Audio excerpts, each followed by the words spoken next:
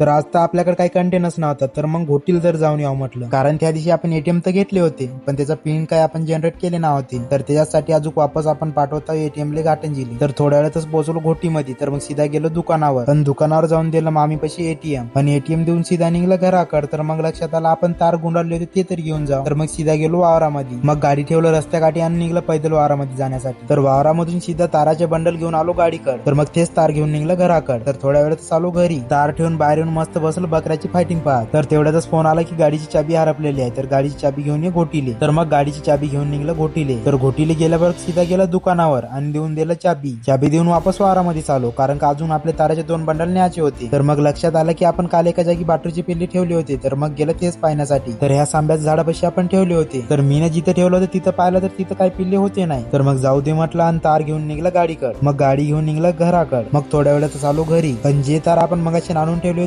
तर मग हे पण तार तिच्यात पाशी नेऊन ठेवून दिलं. तर आजच्या व्हिडिओ मध्ये बस एवढंच. तर अजून चांगले ब्लॉग येणार आहे, तर त्याच्यासाठी फॉलो पण करून घ्या. तर भेटूया उद्याच्या ब्लॉग सोबत.